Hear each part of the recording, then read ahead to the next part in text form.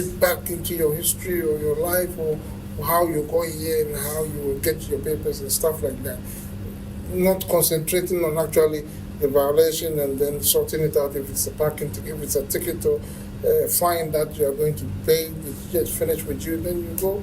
When they start asking you questions way back, how did you meet your wife? And that is something that is not too pleasant. Yeah, it's still going. And you're obliged to respond.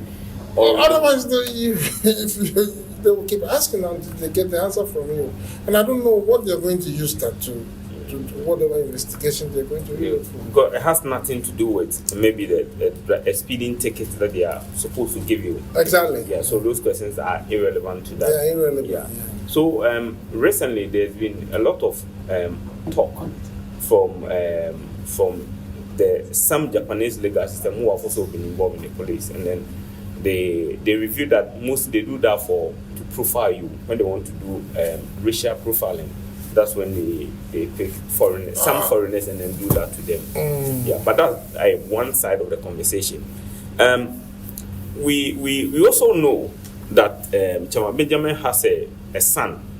Two sons. Yeah, 2 sons.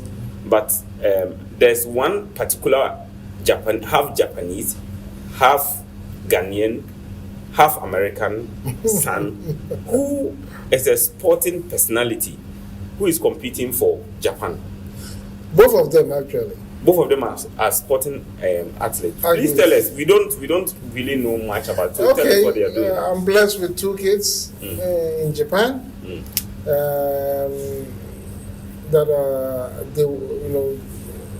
We had them in the States. They were born in America, so they're Americans. And they are, because of their mother, they are also Japanese. And they are Ghanaians, so Ghanaian, Japanese, American, yeah. But they've grown up. The eldest, Jason, is now 23 years. Wow. And he's active shot putter, athlete. Yeah, shot put. Yeah, and then Andrew is now in the university, first year, and he's the current high school record holder for hammer throw. Yeah, Jason is also the record holder at the high school. For Japan? For Japan, yeah. Wow. So, you know that at the beginning of the interview, during the intro, when I said that we are going to speak to a man who is fully packed, he has 2 sons. Both of them are national, not just record holders, Japanese national record holders. That's quite impressive. Yeah. And we learned that very soon, one of them is going to compete in an event in the United States. Next year, Oregon, yeah? Oregon. The Junior Olympics. Junior Olympics, yeah? World title program, yeah. Wow. That's quite promising. That is quite promising. He's qualified to represent Japan in that competition. Are you going to be there? I'll be there. I'll be in the States. Wow. To cheer him up. So how do you feel? Because I watched Zion Suzuki keep the pose for the Japan in the Blue Samurai. Is half Ghanaian. Yeah. Both born in the United States. Same as you. So I really wanted to speak to a Ghanaian parent of a Japanese national who is doing sport, because my mainstay, my background is a sport journalist. So I want to speak to a father or a mother of a person like Zion Suzuki or your son, and really want to know how you feel during such moments when you see that your son or your daughter is performing a sport for Japan, knowing maybe you sit back maybe 20, 30, 25 years ago, or that maybe the toys and the effort you put in to get the child up to that level, and then seeing the child blossom at such a big stage where the entire world is watching your son or your daughter. I mean, how is that feeling? Special. Surreal. It's unimaginable. Actually, when they go out and they compete, we have a chit-chat, talking about how they are going to perform. and the expectations that they want, and then they tell me I'm doing it because I want you to feel proud. And I said, I said, go on, champ. I call them champ. Yeah. Get it for me, please. Yeah. And then they go up. and they come by with this impressive records. Yeah. Jason actually hit his first national trophy in Okinawa. Whoa. Yeah.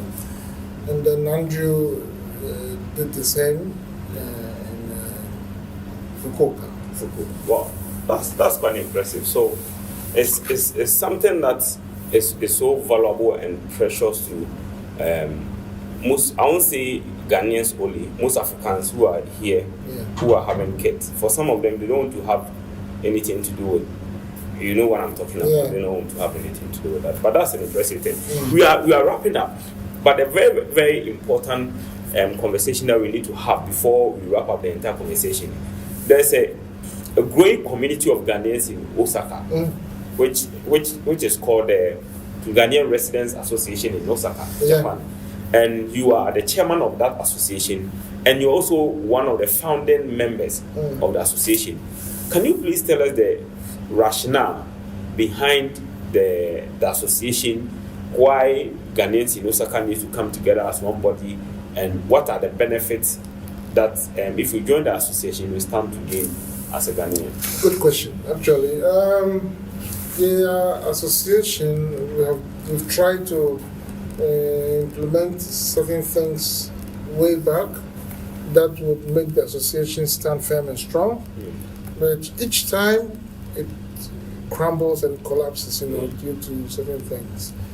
But the main thing that motivated us to put it together is, eventually something happens to a member, a brother or a sister, and you see us, let's help him, let's help that, and then we will be trying to gather around and do so. If we have that heart, if we have that feeling, that love towards our brother, and we don't do it well in an organized way, then we don't have to wait for something to happen before we start gathering ourselves. That is what motivated us to put the association together with a lot of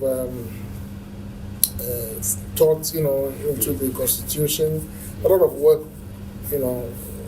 went in through that to put it all together. And then, thank God it is. I understand the Ghana ambassador to Japan has expressed her backing for the association. She's even paid a visit to the What's the membership size of the association? Actually, it keeps growing. At the moment, out of about 150 Ghanaians or 200 Ghanaians in Osaka. There are about 200 Ghanaians in Osaka. I guess so, or even more. Yeah, okay. Because if you go up to Kansai, if you make it broader, then you have a huge number of Ghanaians. But if you just make it Osaka, then you would do. Out of that, we have about 1/10, or about 50 members, and it's counting. We hope more people come to join. That's a great initiative that you have taken to make sure. Talking about the benefits, we suit each that everybody is watched over. You keep watch over your brother. We call each other. If someone loses his job, we try to help the person. If your family member passes away, we will be there. If yourself, something happens to you, we will be there. Something positive. So you are not going to be alone. Yeah. So today has been one of the most interesting conversations that we have had, and it's been with one of the pioneers. I mean, the first timers. The people first came here and experienced this country. They came here before technology, before cameras, and they've been through the telephone booth conversation. We've been through the conversation with the language and everything. I mean, it's interesting to have a guest who has experienced life in Japan for the past 25 years and will be able to tell you something that I mean, something that you came here in 2024, 2025, you can't imagine what's happening here. So it's been an interesting conversation. Mr. Benjamin Atuobeng has been my guest on the One Africa, One Word show. He's the chairman for the Ghana Residents Association in Osaka. He's the chairman and one of the founding members. Until we come away once again, this has been Jafric Radio's innovative One Africa, One Word show. Don't forget to hit us the like button on Facebook, on Instagram, and subscribe to our channel on YouTube for more exclusive content on Jafric Radio. Until we meet again, I'm your regular host, Emmanuel Akyereko. Thank you. Okay, thank you. Afei na grone beye de. We are Ghana near Japan, Tokyo.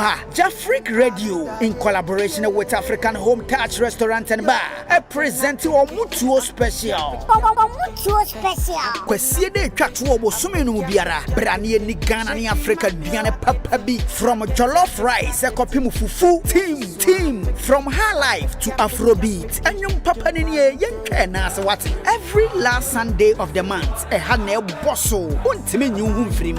Number na jimunchiremu 09083011149. Mutuo Special our African Home Touch Restaurant and Bar. Let's bring a taste of Africa to Tokyo. Nyuma kueboya chidon. Jafric Radio, Japan. Africa Home Touch Restaurant, Roppongi, Tokyo. Yentimin chain, bra yenni Ghana duane papa bi. Yentu kesemfa Ghana nyum papa bi niasa. Ebrininiye Jafric Radio, connecting you to the African diaspora worldwide. Wait dear at the Mufua.